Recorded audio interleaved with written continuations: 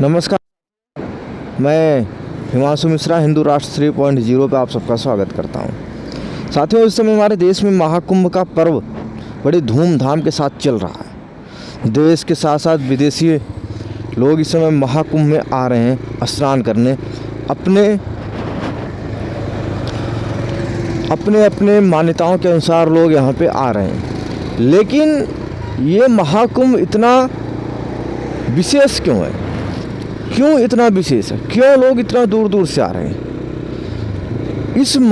क्या महाकुंभ, ये जो महाकुंभ हो रहा है प्रयागराज में, ये इतना विशेष, इतना दिव्य, इतना भव्य क्यों है?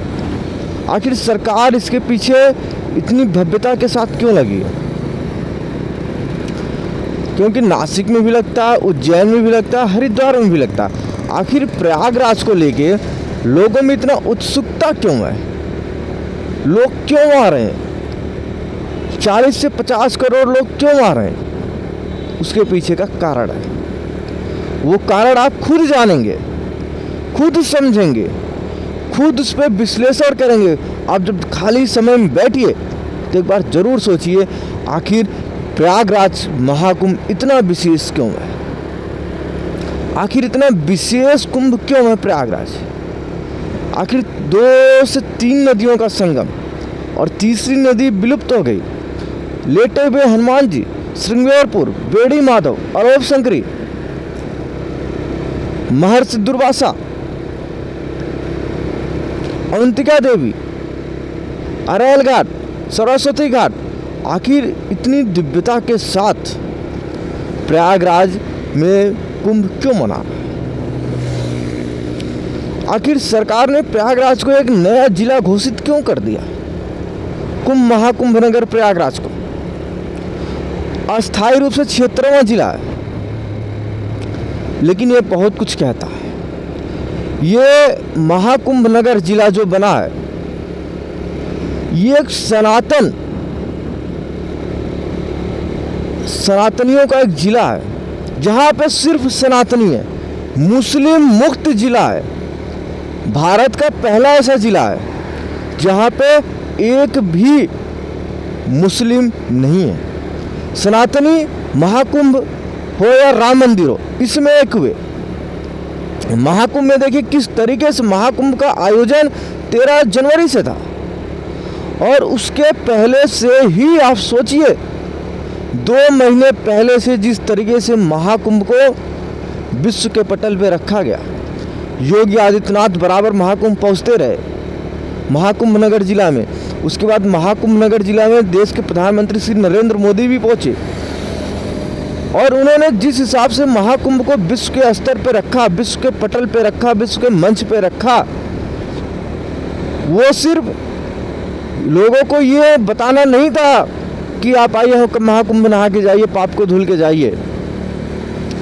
लोगों को ये बताना था कि देखिए, हिंदू अपने धर्म के लिए, अपनी सभ्यता के लिए, अपनी संस्कृति के लिए, अपनी पहचान के लिए, अपनी जन जागृति को बचाने के लिए, और हिंदू देश में मुगल का काल हो, उसके बाद अंग्रेजों का काल हो, जहाँ पे मुस्लिम और ईसाई 2 धर्मों ने राज किया, उसके बाद भी हिंदू धर्म, सनातन धर्म युगों से क्यों चलता आ रहा है? प्रधानमंत्री मोदी और योगी आदित्यनाथ ने इसीलिए दुनिया के नेताओं को भारत में बुलाया, महाकुंभ में बुलाया कि देखिए, हम धर्म के नाम पर 40 से 50 करोड़ लोग एक साथ इकट्ठा हो सकते हैं। हम धर्म के नाम पर एक नया जिला घोषित कर सकते हैं, तो एक देश धर्म के नाम पे घोषित क्यों नहीं कर सकते? ये प्रधानमंत्री मोदी और मुख्यमंत्री योगी आदित्यनाथ की सरकार ने बता दिया कि सनातनियों, अगर आप एक रहोगे ना, तो अभी तो हमने जिला ही बनाया है। उत्तर प्रदेश को मुस्लिम मुक्त राज्य बना दूंगा। ये योगी आदित्यनाथ ने संकेत दे दिया हिंदुत्व को लेके। आखिर हिंदुत्व को लेकर योगी का जो एजेंडा रहता है एकदम क्लियर रहता। योगी आदित्यनाथ कभी इधर उधर की बातें नहीं करते कि ये फलाना वो हिंदुत्व पे सीधा बोलते हैं। और हिंदुत्व पे जो उनकी राय होती है योगी और मोदी की, वो मुझे लगता है जो सनातन प्रेमी युवा है, जो कट्टर हिंदुत्व वाले युवा हैं, उनसे मिलती जुलती रहती है। लोग चाहते थे कि कुंभ में मुस्लिम ना आए, मुस्लिम नहीं गए। लोग चाहते थे राम मंदिर बने, राम मंदिर बन गया। लोग चाहते हैं कि ज्ञानवापी खत्म हो जाए, तो लगभग लोग उसको खत्म ही कर दिया। आप दूर से देखोगे तो दिखाई नहीं देगा। ज्ञानवापी को उन्होंने ऐसा कर दिया, जो उन्होंने एक मस्जिद बना रखा है ज्ञानवापी के नाम से, उसको तो हम ज्ञानवापी मंदिर कहते हैं, मस्जिद नहीं कहते। लेकिन अब कहना पड़ जाता है कभी कभी, क्योंकि कागजों पे भारत कागज से ही चल रहा है। अब बात करते हैं कुंभ जाना इतना विशेष क्यों हो गया, ये तो मैंने आपको बता दिया। आखिर कुंभ में लोग 15-15 किलोमीटर दूर जो पैदल चलते हैं, 10-10 किलोमीटर दूर पैदल चल रहे हैं, वो भी लोगों को पता है कि मौनी अमावस्या के दिन कितनी भीड़ होगी। पता है, बहुत बड़ा पर्व है, लेकिन इतनी भीड़ होने के बावजूद लोग उसमें जाते हैं, स्नान करते हैं। स्नान तो कर सकते हैं नॉर्मल दिनों में भी, आखिर मौनी अमावस्या के दिन ही क्यों स्नान करते हैं? मकर संक्रांति के ही दिन क्यों करते हैं? माघी पूर्णिमा के दिन ही क्यों करते हैं? बसंत पंचमी के दिन क्यों करते हैं? शिवरात्रि के दिन भी ही क्यों करते हैं? और दिन तो गंगा जी बहती रहती है, और महीनों में गंगा जी उसी संगम के तट से बहती रहती है, आखिर यमुना जी बहती रहती है। आखिर लोग क्यों नहीं जाते स्नान करने उतने? इन सब के पीछे एक कारण है। उस कारण को बैठिए, सोचिए, समझिए, जानिए। आप ये मत सोचना कि हिंदू राष्ट्र 3.0 पे एक पागल आता है बोल के चला जाता है। मैं आप सबको मजबूर करता हूँ सब कुछ सोचने को। जो इस वीडियो को देख रहा है ना, वो सोचना। आसपास के लोगों को पता होता कि इतनी भीड़ आ रही है, फिर भी वो गंगा स्नान करने जाते हैं। जो इलाहाबाद को प्रयागराज योगी आदित्यनाथ ने जब से बनाया है, तो नाम के साथ साथ स्वरूप भी बदल गया है। नाम के साथ साथ मैं कह रहा हूँ स्वरूप भी प्रयागराज का बदल गया है।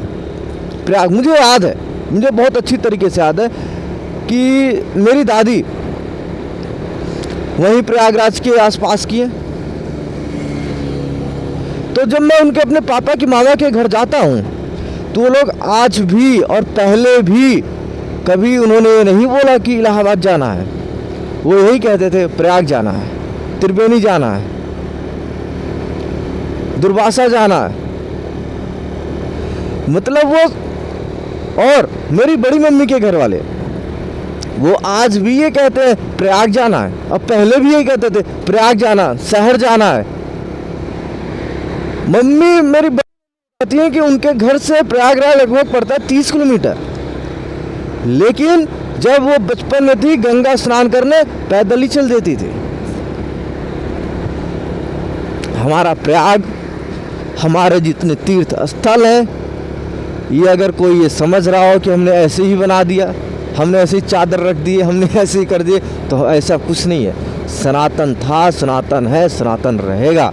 हम इष्ट, जो हमारे इष्ट देवता हैं, हम ऐसे ही उनको नहीं ला दिए हैं। उसके पीछे बहुत बड़ी मान्यताएं हैं। कभी आप सनातन को समझोगे, अभी तो मैंने सनातन को समझना शुरू किया लगभग 6-7 सालों से, बढ़िया तरीके से। हमने अपने ग्रंथों को पढ़ना शुरू किया।